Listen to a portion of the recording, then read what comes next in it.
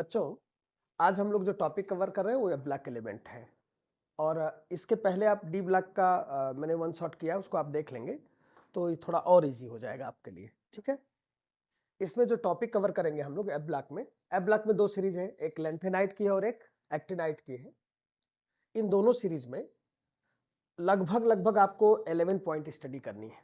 किस एक में 10 होगा, एक में 11 होगा। Electronic configuration, oxidation state, atomic and ionic radii, physical property, ionisation enthalpy, colour, magnetic property, chemical reactivity, complex formation use और रेडियो एक्टिविटी। तो जो रेडियो एक्टिव का मामला है वो रेडियो एक्टिव केवल एक्टिनाइट्स होता है, सारे एलिमेंट्स उसके रेडियो एक्टिव होते हैं। अब यहाँ पे जो 11th का डीप स्टडी करता होगा स्टूडेंट, उस पीरियोडिक टेबल का, पीरियोडिक टेबल 11th का थर्ड लेसन है, तो 11th के डीप स्टडी में भी अब ब्लैक की जरूरत होगी। और 12th में तो बोर्ड के क्वेश्चन आते हैं, बोर्ड का नंबर मिलता है इस पे। नीट, जेई, सीयूईटी और टीजीटी पीजीटी का प्रिपरेशन करने वाले बच्चों को भी काम आएगा, अच्छे से काम आएगा। देखिए, ये एफ ब्लैक एलिमेंट जो है वो पीरियोडिक टेबल के बाहर है एकदम, दो सीरीज में है, दोनों में 14 एलिमेंट है। एक को लेंथेनाइट कहते हैं और दूसरे को एक्टिनाइट कहते हैं। तो पहला क्वेश्चन ये आता है कि लेंथेनाइट और एक्टिनाइट कहते क्यों है? लेंथेनाइट इसलिए कहते हैं क्योंकि लेंथेनम के बाद स्टार्ट होते हैं और इनकी प्रॉपर्टी सिमिलर होती है लेंथेनाइट के, ठीक है ना। और एक्टिनाइट इसलिए कहते हैं क्योंकि एक्टिनियम के बाद ये शुरू होते हैं, तो एक्टिनियम की प्रॉपर्टी के सिमिलर होते हैं, थोड़ी सिमिलरिटी रखते हैं, इस वजह से इसको एक्टिनाइट बोलते हैं। राइट, ये बात आपको समझ में आना चाहिए। चलिए आइए थोड़ा देखते हैं पीरियोडिक टेबल इनका पोजीशन। तो पहला आपका क्वेश्चन यहाँ पे सेट होगा कि what is the position of the F black element in periodic table. एक क्वेश्चन होगा, इसका जवाब क्या होगा? अब ऐसा क्वेश्चन पूछा नहीं है, पर पूछ दिया तो क्वेश्चन ऐसा होगा और उसका जवाब क्या देंगे आप। पहले तो इसका ग्रुप नंबर थर्ड होगा, ध्यान रखिएगा। थर्ड ग्रुप इसलिए होगा क्योंकि देखिए लेंथेनम से ही स्टार्ट हुआ, यहां देखिए लेंथेनम 57 से स्टार्ट हुआ और लेंथेनम से हुआ 72, मतलब 57 और 72, और इसका कैरेक्टर जो है 57 के बराबर है, के तरह है इसका, इस वाले का। तो इसका ये मतलब हो गया कि जो ये लेंथेनम आप देख रहे हो 57, तो लेंथेनम का ग्रुप नंबर कितना है? 3। तो इनका भी ग्रुप नंबर क्या होगा? 3। तो दोनों का जो ग्रुप नंबर होगा, ये एक्टिनाइट का और लेंथेनाइट का, दोनों का जो ग्रुप नंबर होगा वो 3 होगा। पहला पॉइंट, दोनों का ग्रुप नंबर क्या हो गया? थर्ड। क्योंकि लेंथेनम के बाद में हमारा ये लेंथेनम के बाद लेंथेनाइट आएगा और एक्टिनियम के बाद में आएगा एक्टिनाइट्स, और दोनों कहां पे? थर्ड ग्रुप पे है, तो इसका ग्रुप नंबर क्या होगा? थर्ड। पहला पॉइंट। दूसरा पॉइंट, दोनों का पीरियड अलग अलग होगा, दोनों का पीरियड नंबर क्या होगा? अलग अलग होगा। कैसे पीरियड नंबर अलग होगा? एक तो ये होगा कि जो यहां पे देख रहे हैं लेंथेनम 6 पीरियड से है, जैसे आपको यह भूल जाता हो, मान लीजिए एक मिनट के लिए कि डी ब्लैक एलिमेंट में आप जाते हो, एफ ब्लैक में जाते हो, आपको भूल जाता है कि कौन से पीरियड का कौन सा एलिमेंट्स है। आप सिंपल एक काम करिए, पीरियोडिक टेबल बना हुआ रहेगा और वहां से आप नीचे से लिखना शुरू करिएगा, तो 7th पीरियड होगा, आपको मालूम है पीरियड टोटल 7 होता है, तो 7 6 5 5 4, तो 4 to 7 जो होता है पीरियड नंबर का एलिमेंट्स, और 3 से लेकर के 12 तक का वो डी ब्लैक होता है। तो डी ब्लैक डाउन से देखेंगे आप तो 7 और 6, तो 6 से निकल करके कौन आया है? लेंथेनॉइड्स। तो लेंथेनाइट अगर 6 से निकल करके आया तो इसका पीरियड नंबर क्या होगा? 6। और ये वाला कहां से निकला है? एक्टिनाइट से। कौन से पीरियड से निकला? तो इसका पीरियड नंबर। तो फाइनल आंसर क्या हुआ? ग्रुप नंबर दोनों का क्या होगा? दोनों का ग्रुप नंबर 3 होगा, और जो पीरियड नंबर होगा लेंथेनाइट का 6 होगा और एक्टिनाइट का 7 होगा। दोनों में 14 एलिमेंट है, ब्लैक एलिमेंट है, और इसको कहते हैं इनर ट्रांजिशन एलिमेंट। क्या कहते हैं इनको? इनर ट्रांजिशन एलिमेंट कहते हैं। और इनर ट्रांजिशन एलिमेंट, तो दोनों को एक साथ में कलेक्टिवली कहेंगे inner transition element, F black element को। इनर ट्रांजिशन इसलिए कहते हैं क्योंकि इनके बाहर है ना, ये जो बाहर का आप देख रहे हो आउटर, आउटर 3 सेल इनका, पहला दूसरा तीसरा, इनकम्प्लीट होता है, इस वजह से इसको इनर ट्रांजिशन कहते हैं। ठीक है, और यही डी में होता है, तो बाहर का 2 सेल इनकम्प्लीट, इनकम्प्लीट एम्प्टी नहीं बोला हूं, ध्यान रखिएगा, है ना। तो फाइनली इसका ग्रुप ऑफ पीरियड कंफर्म हो गया, पोजीशन कंफर्म हो गया कि पीरियोडिक टेबल के बाहर है, डाउन में है, थोड़ा डाउन में है, इनर ट्रांजिशन एलिमेंट है, ग्रुप नंबर दोनों का 3 है, और पीरियड नंबर लैंथेनाइट का 6 है और एक्टिनाइट का 7 है। तो यहाँ से ये पोजीशन क्लियर हो गया। तो आइए थोड़ा सा याद करने का तरीका कुछ देखते हैं क्या हो सकता है। हालांकि आप चाहें तो जब मैं अपने पढ़ने के समय में इसको याद किया था तो ऐसे याद किया था, सी पर नड पम सम यू। आइए लैंथेनाइट और एक्टिनाइट को कुछ लर्न करने का ट्रिक देखते हैं। और 57 लैंथेनाइट से, और लैंथेनाइट के तुरंत बाद जो है सीई स्टार्ट होगा, और 58 से लेकर के 71 तक के जो एलिमेंट्स हैं वो लैंथेनाइट से एलिमेंट्स। लर्न कैसे करेंगे? सीई के लिए सीने पर नदियां प्रेम की समाई यूं ही गदगद तब दिल हुआ और तुम लाजवाब लगते हो। ठीक है ना, ये इसे आप कर सकते हो। ऐसे मैं जो याद किया था अपने पढ़ने के समय ऐसे नहीं किया था। सी पर नड पम सम यू गड तब ऐसे करके याद कर लिया था। सी पर नड पम सम एक साथ मिला लिया सारा वर्ड को, सब वर्ड 2 लाइन का था याद कर दिया, एक लाइन उसका एक लाइन इसका, और 3-4 बार प्रैक्टिस कर दिया, याद हो गया। तो आप भी ऐसे कर सकते हो चाहो तो। आपको ये अच्छा लगता हो इसको याद कर लो। एक्टिनाइट्स के लिए देखिए यहाँ पे टीएच है 89, एक्टिनियम के बाद 90 से शुरू हो जाएगा। थोड़े पापड़ यूं ही नापो पुराने आम कम बिकेंगे, कैफे में ऐसे फरमाओ मैडम नूडल लाओ। अब ये पूरा देखो आप, यहाँ देखो थोड़े टीएच, पापड़ पीडी, यू ही नापो एनपी, पुराने पीयू, आम एम आम दिया है, कम सीएम कम, बिकेंगे बीके, कैफे में सीएफ ऐसे।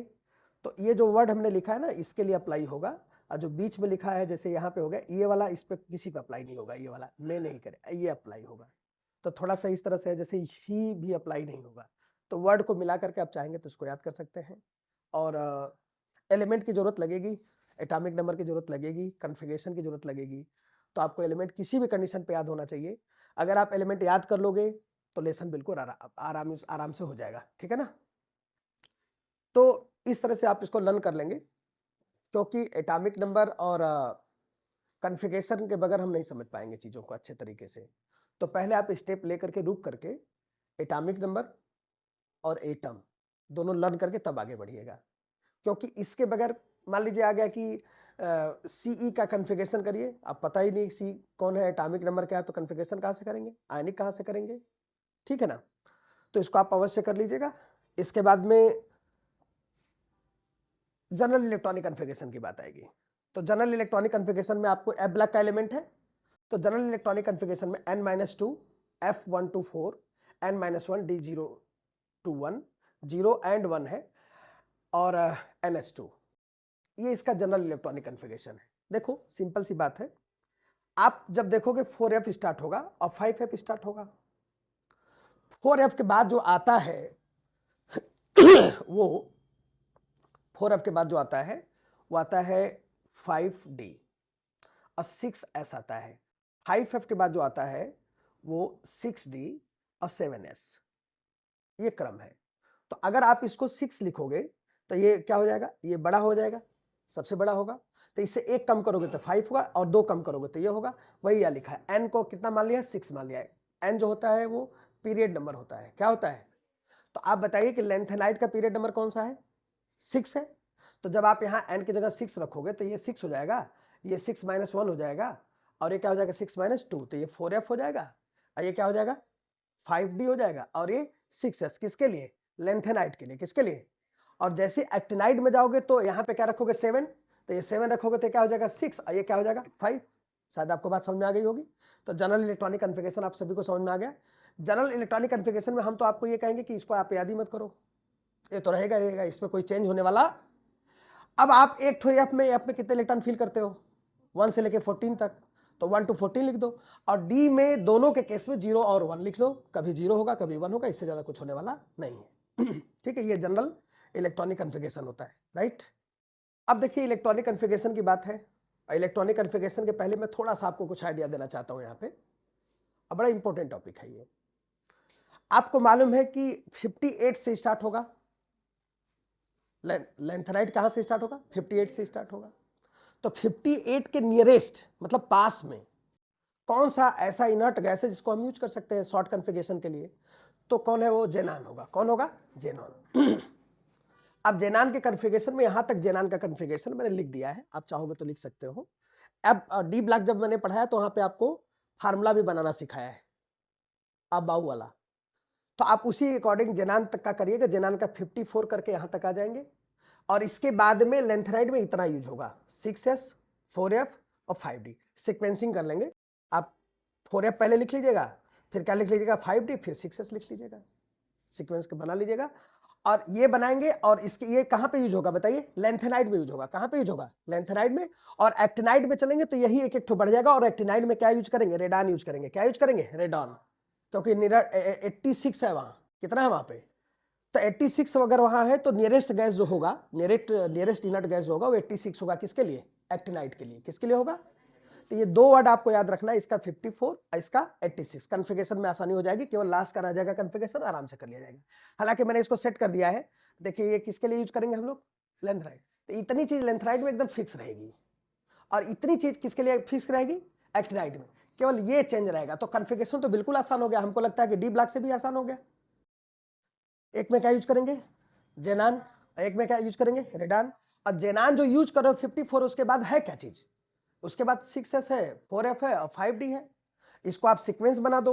सीक्वेंस बनाने में क्या बनाओगे बताओ, यहां पे आप कर दो 4f 5d और 6s, और यहां सीक्वेंस सेट कर दो।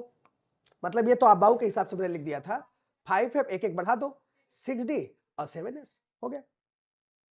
अब यहां पे देखिए एक चीज और आएगा, इलेक्ट्रॉन पहले डी में जाएगा तो डी ब्लॉक का एलिमेंट होगा, और डी के बाद कहां जाने लगेगा, एफ में।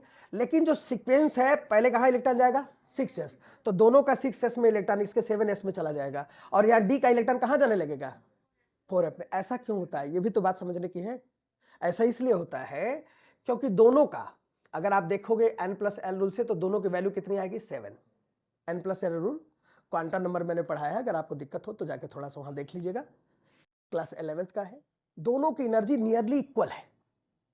किसकी किसकी, 4d की और 5d की और 4f की, 5f की और, दोनों में n+l रूल बराबर आएगा, एनर्जी दोनों के सेम आएगी। तो जब n+l रूल की बात आएगी, तो अबाउट ने जो फार्मूला बनाया हुआ है उसके सीक्वेंस के हिसाब से चलोगे तो पहले कौन आएगा, 6s, फिर कौन आएगा, उसके बाद कौन जाएगा, 5d जाएगा।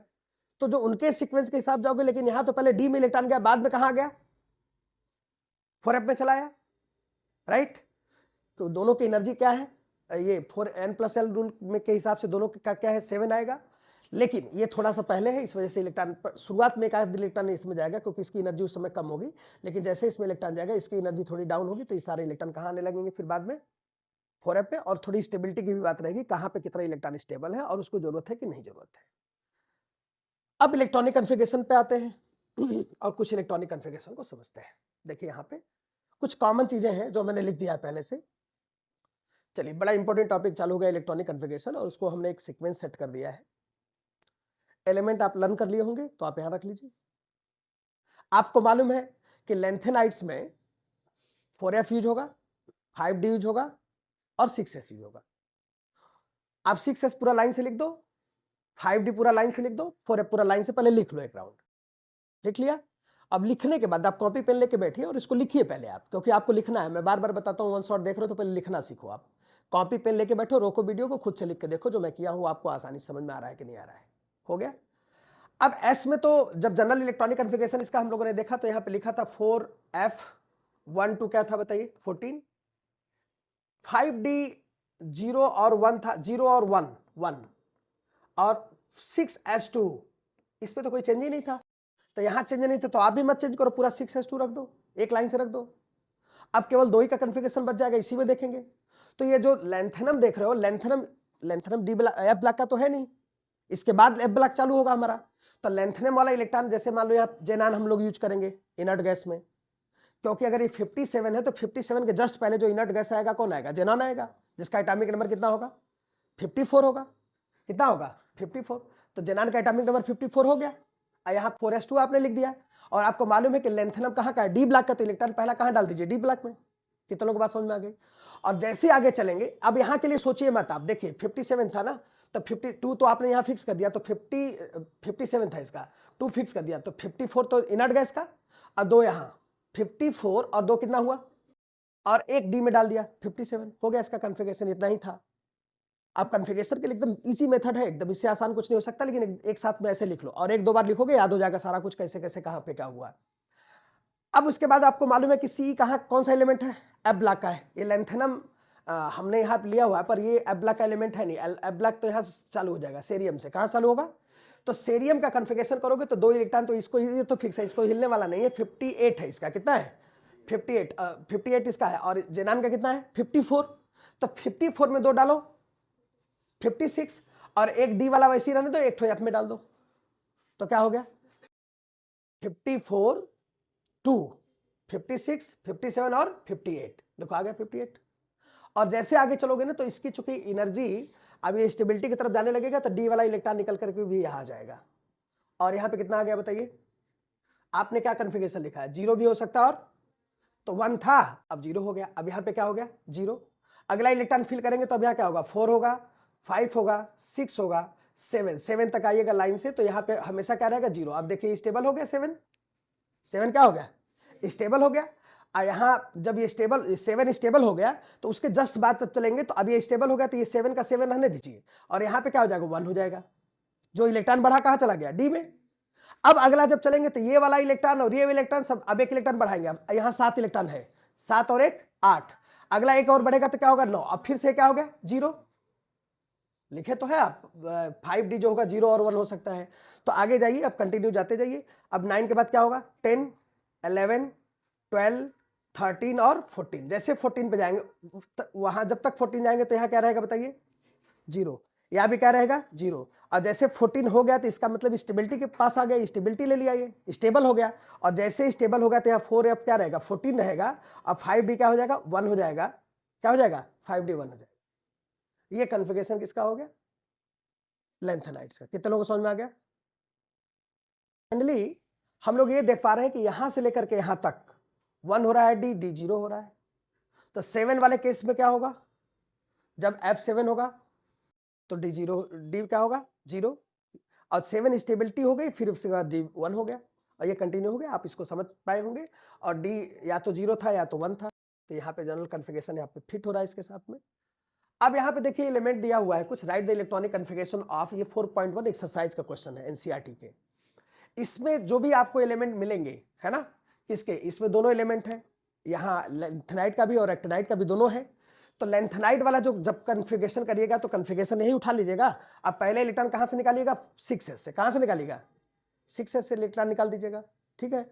और इस क्रम को फॉलो करिएगा, आराम से आप कर लेंगे। अब पहले आपको 6s से निकालना है, फिर उसके बाद 5D से निकालना है, तब आप 4F से इलेक्ट्रॉन को लूज कराएंगे।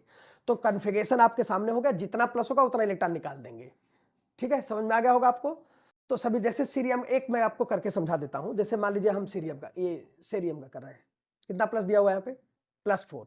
तो 4+ के लिए क्या करेंगे बताइए? 2 इलेक्ट्रॉन यहाँ का गया, एक यहाँ का और एक यहाँ का, चारों इलेक्ट्रॉन लूज हो गया, तो सीरियम पे क्या आ जाएगा? +4 आ जाएगा। तो +4 करेंगे तो ये सब का सब क्या हो जाएगा? गायब हो जाएगा। क्या रहेगा यहाँ पे? केवल जेनान रहेगा 54। और इसीलिए 4 इलेक्ट्रॉन लूज भी किया वो इनर्ट गैस के लिए। किसके वजह से? इनर्ट गैस कॉन्फ़िगरेशन की वजह से उसने इलेक्ट्रॉन भी लूज कर दिया। तो आप कॉन्फ़िगरेशन, अगर आपको कॉन्फ़िगरेशन आ जाएगा तो जितना प्लस होगा इलेक्ट्रॉन को लूज कराएंगे पहले आउटर सेल से। 6s आउटर सेल है, पहले यहां से इलेक्ट्रॉन जो भी आपको लूज कराना कराइए, उसके बाद डी से कराइए, उसके बाद आप एफ से करा के आयनिक कॉन्फ़िगरेशन सभी का लिख लीजिएगा, चाहे वो लेंथेनाइड हो चाहे एक्टिनाइड होगा। इस तरह से जब आपको कॉन्फ़िगरेशन आ जाएगा तो पहला क्वेश्चन आपके एनसीईआरटी का आराम से सॉल्व हो पाएगा। जब तक कॉन्फ़िगरेशन नहीं आएगा तब तक नहीं होगा। और कॉन्फ़िगरेशन के लिए मैंने आपको समझाया, पहले एटम याद करिए, बगैर एटम याद किए लेसन के अंदर मत आइएगा आप लोग। आप आके भी कुछ नहीं कर पाएंगे, एटॉमिक नंबर नहीं पता है, एटम का नाम नहीं पता, आप कुछ नहीं कर पाएंगे। तो आप पहले रुक करके पहले एटम का नाम याद करिए, एटॉमिक नंबर याद करिए, फिर लेसन में आके कॉन्फ़िगरेशन करिए, उसके बाद सारी चीजें आसान हो जाएंगी, ठीक है। बाकी आप पढ़ते जाएंगे तो उससे कुछ होने वाला नहीं है। तो कॉन्फ़िगरेशन हम लोगों ने कवर किया। अब कॉन्फ़िगरेशन के बाद और एक क्वेश्चन भी एनसीईआरटी का हो गया। अब बात आती है ऑक्सीडेशन स्टेट का।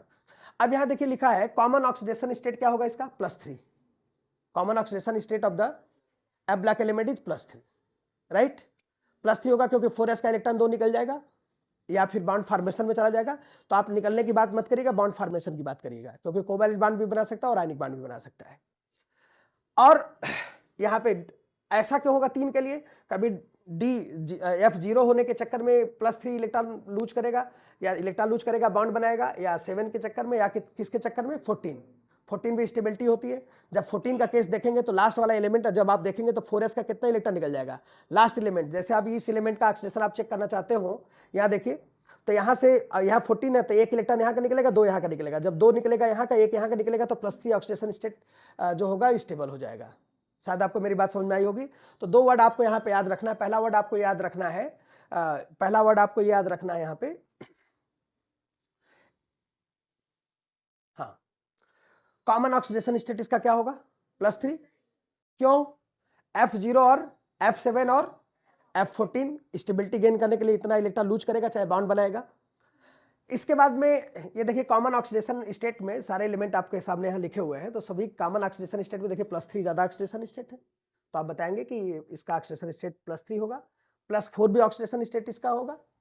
तो इससे ज्यादा ऑक्सीडेशन स्टेट इसका है नहीं, तो आप बताएंगे the oxidation state of the lanthanide is +3 and +4 and sometime it's so +2 oxidation state also. Common oxidation state is +3 and maximum oxidation state +4, minimum +2.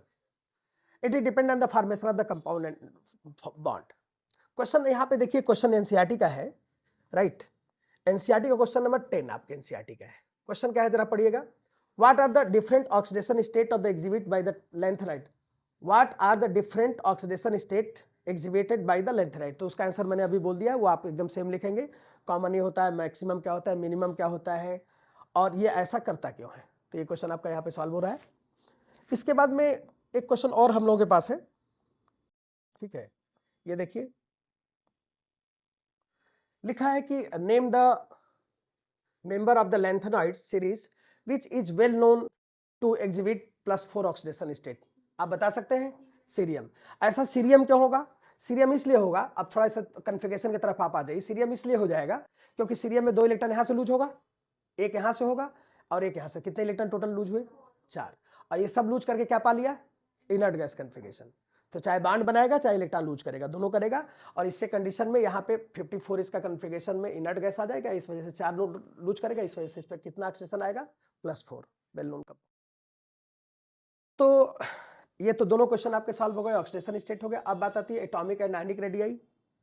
देखिए एटॉमिक और आयनिक रेडियाई जो इनका होगा ना, वो कॉमन, अगर आप आंसर कॉमन करते हो तो आप देखो यहाँ पे ग्राफ है, तो आप इसी से सेंटेंस बना लेंगे। देखिए लैंथेनम कितना है बताइए? +3। सबको +3 कर दिया, सब में से 3 इलेक्ट्रॉन लूज कर दिया, तो आयनिक रेडियस हो गया। क्या हो गया ये? आयनिक रेडियस होगा चाहे एटॉमिक रेडियस होगा, लेफ्ट राइट क्या करेगा? डिक्रीज करेगा। तो कहां शुरू किया? लैंथेनम से डिक्रीज करते कहां तक आ गया? ल्यूथेनियम पे आ गया। और इसका मतलब आप बताएंगे कि लेफ्ट राइट इसका एटॉमिक रेडियस क्या होता है? डिक्रीज होता है, ठीक है। अब इसका रीजन क्या है उस पर हम आएंगे थोड़ा सा, और पहले बात कर लेते हैं, कुछ और भी देख लेते हैं। यहां से एक चीज आपको ये देखना है, यहाँ ये देखिए एटॉमिक रेडियस इनका दिया हुआ है, ठीक है। अब एटॉमिक रेडियस निकालने के लिए आपको नहीं आएगा, आप इसके लिए परेशान मत होइएगा कि एटॉमिक रेडियस निकालने के लिए आएगा। पूछेगा कि क्या ऑर्डर होता है और क्यों होता है, यही होगा। तो एटॉमिक रेडियाई देखेंगे तो 187 के बाद कितना हुआ? 183, 182, 181, 181, 180, 199, थोड़ा बढ़ गया, फिर 180 हो गया, फिर 78, 77, 76, 75, 74, 73। आप कॉमन जब लेंगे तो क्या बोलेंगे? डिक्रीज कर रहा है। क्या हो रहा है? डिक्रीज कर रहा है। और आयनिक रेडियस को भी देखेंगे आप यहाँ तो डिक्रीज करेगा। अब इसका रीजन लेंथेनाइट कॉन्ट्रैक्शन होता है। क्या होता है? लेंथेनाइट कॉन्ट्रैक्शन होता है, ठीक है ना। लेंथेनाइट कॉन्ट्रैक्शन मैंने डी ब्लैक में बहुत अच्छे से समझाया, वहां पे आप जाके देख सकते हैं, लेकिन फिर भी मैं आपको यहाँ बताऊंगा कि लेंथेनाइट कॉन्ट्रैक्शन थोड़ा सा आप समझ में आपको आएगा। देखिए यहाँ पे क्वेश्चन है, what are the lanthanide contraction and what are the consequences of the lanthanide contraction. बहुत इंपॉर्टेंट है, समझना पड़ेगा आपको। अब इसके लिए हम लोग यहाँ पे 6s को रख लेते हैं 2 इलेक्ट्रॉन के साथ, 5d को रखते हैं 1 इलेक्ट्रॉन के साथ, और 4f को ऐसे रखते हैं। इलेक्ट्रॉन पहले कहां गया? लेंथेनम का डी में, और जब नेक्स्ट लेंथेनम के बाद सीरियम आया तो एक इलेक्ट्रॉन कहां आएगा? 4f में। अब इलेक्ट्रॉन कहां आने लगा? 4f में आने लगा। जब इलेक्ट्रॉन कंटिन्यू 4f में इलेक्ट्रॉन आएगा तो डी में इलेक्ट्रॉन नहीं जाएगा, तो इफेक्टिव न्यूक्लियर चार्ज क्या होगा? बढ़ जाएगा।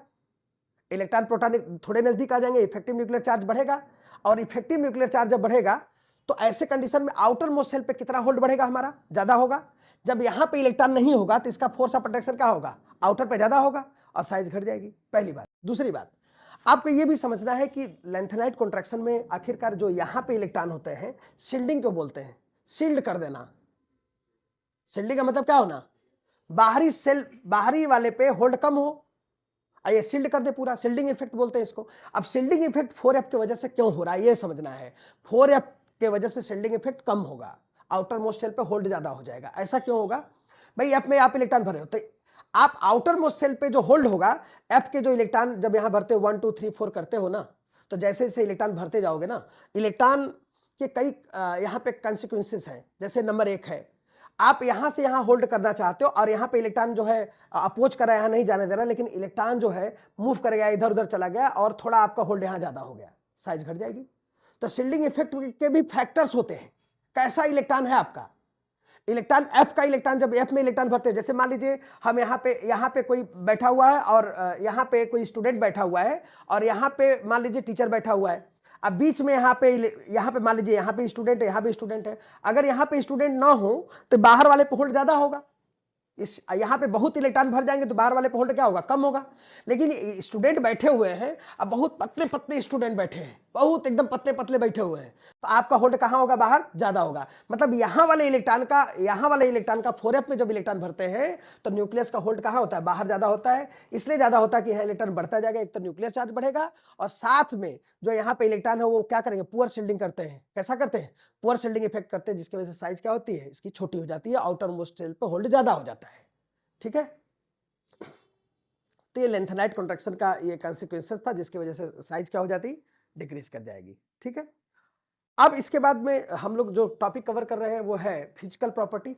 फिजिकल प्रॉपर्टी में जो है इनके ये ऑल मेटल्स कैसे होते हैं, सॉफ्ट होते हैं, मेलेबल, डक्टाइल होते हैं और good conductor of heat and electricity metal है, तो ये होना ही है इसके साथ। इसके बाद में ये हाईली डेंस मेटल होते हैं।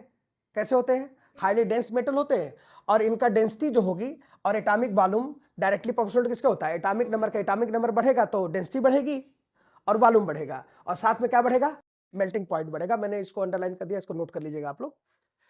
नेक्स्ट पॉइंट हमारे पास है आयनाइजेशन एंथैल्पी, राइट, बहुत इंपॉर्टेंट टॉपिक है आयनाइजेशन एंथैल्पी। तो इसका लो आयनाइजेशन एंथैल्पी होती है, क्या होती है इसकी, लो आयनाइजेशन एंथैल्पी। किसकी, लेंथेनाइट की आयनाइजेशन एंथैल्पी क्या होती है, लो होती है। और इसका वजह क्या है, लेंथेनाइट हाईली, इसी वजह से लो एंथैल्पी की वजह से, लो आयनाइजेशन एंथैल्पी की वजह से ये क्या होते हैं, इलेक्ट्रोपॉजिटिव होते हैं। क्या होते हैं, इलेक्ट्रोपॉजिटिव होते हैं, राइट। और they react with cold and hot water and liberate hydrogen. Why, due to low ionisation enthalpy. Low ionisation enthalpy की वजह से ऐसा होता है। ऑल द, देखिए सभी लेंथेनाइट जो होते हैं स्ट्रॉन्ग रिड्यूसिंग होते हैं और जो रिड्यूसिंग का पावर होता है वो डिक्रीज करता है लेंथेनम से लेके कहां तक, एल्यू तक। ठीक है, ये आयनाइजेशन लो होने की वजह से ये सब है। ठीक है बच्चों, कलर ऑफ द आयंस, अब ब्लैक में कलर की बात करनी है। एक यहाँ पे दिखेगा आपको, जैसे D0 तो कलर, F0 कलरलेस हो गया, F14 कलरलेस हो गया। एक आप यहाँ पे देख रहे हो F7 भी क्या होगा, कलरलेस होगा। ठीक है, एक्सेप्शनल केस है। और colour of the black element is by the FF transition. दूसरी बात, ये सॉलिड में भी कुछ ऐसे आयंस होते हैं जो सॉलिड स्टेट में भी कलर होते हैं और बाकी कहां होंगे, सॉल्यूशन में। तो दो बातें याद रखना है कि लेंथेनाइट जो होते हैं सॉलिड में भी कुछ आयंस होते हैं जो कलर्ड होते हैं, बाकी सब सॉल्यूशन में होते हैं। और ये पार्शियली फील्ड ऑर्बिटल की वजह से कलर देते हैं। और FF ट्रांजिशन होता है, कौन सा ट्रांजिशन होता है, FF ट्रांजिशन होता है। F0, F7 और F14 क्या होगा, कलरलेस होगा।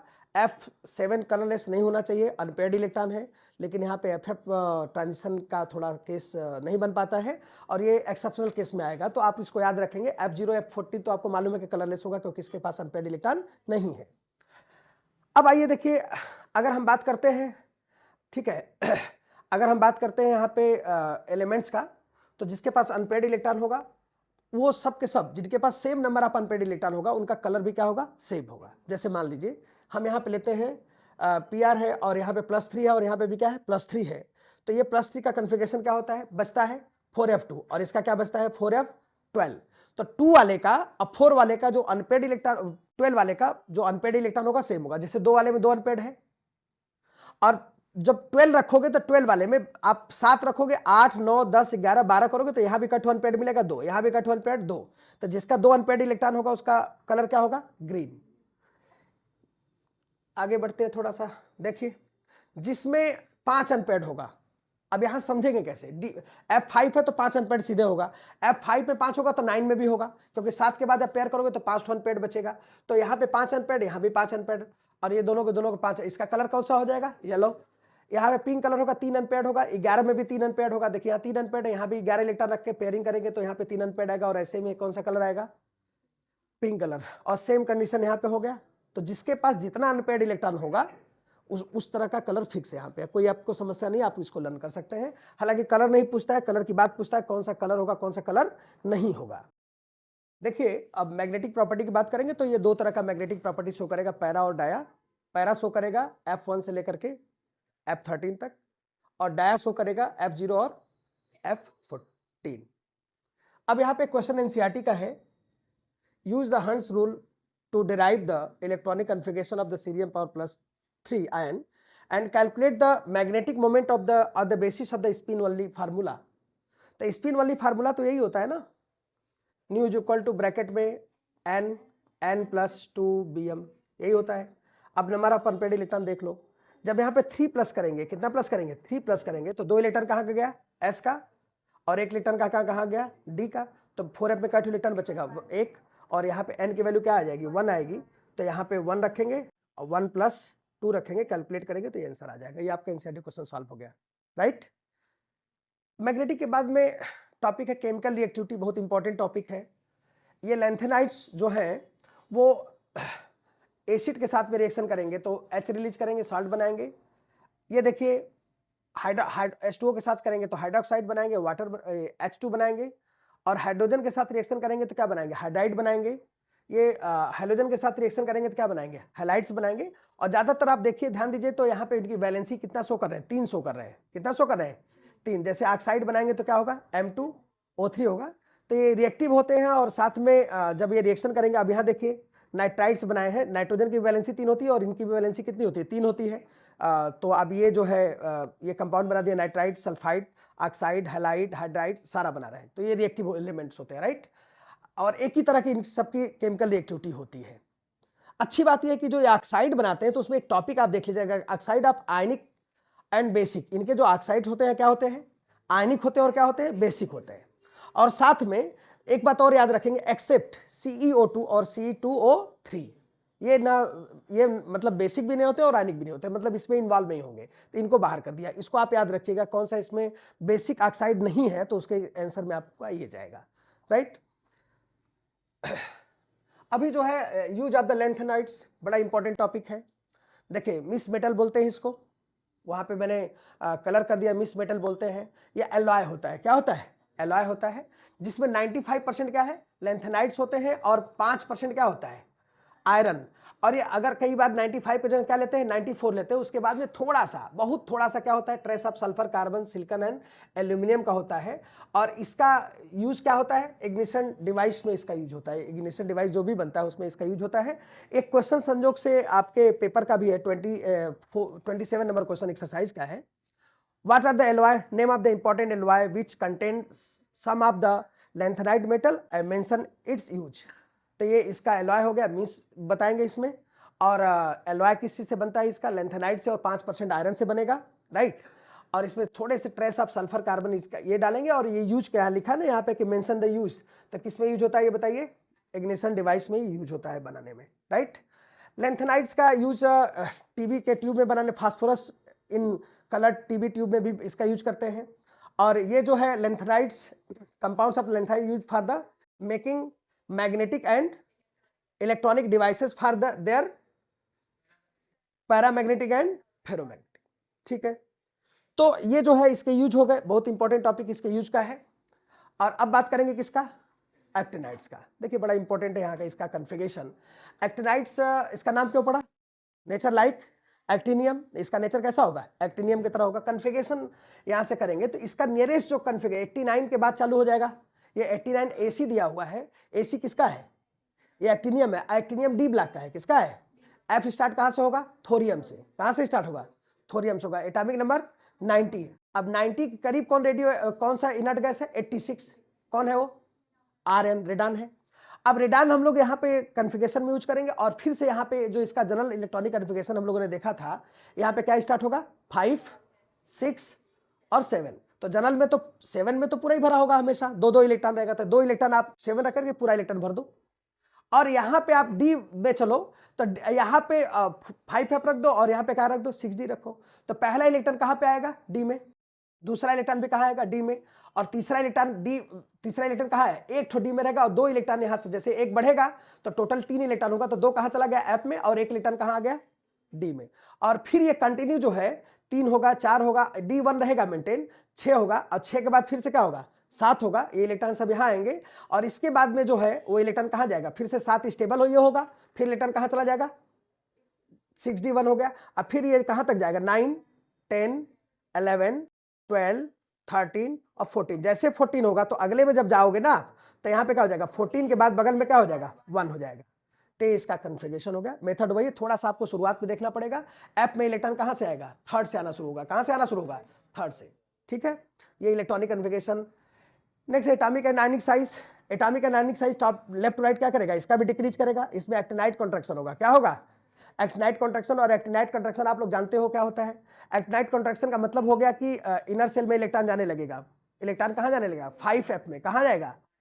अब पुअर शेल्डिंग इफेक्ट की वजह से आउटर मोस्ट सेल पे होल्ड किसका? न्यूक्लियस का ज्यादा होगा, जिसके तो ऑक्सीडेशन स्टेट की अगर बात करेंगे तो इसमें जो कॉमन ऑक्सीडेशन स्टेट यहाँ पे आपको क्या मिलेगा? +3। कॉमन कितना मिलेगा? मैक्सिमम ऑक्सीडेशन स्टेट यहाँ क्या होगा? +7। अब आप लेंथेनाइड में देखेंगे तो वहां पे मैक्सिमम कितना था? +4। लेकिन यहाँ पे क्या है? +7 तक जाएगा।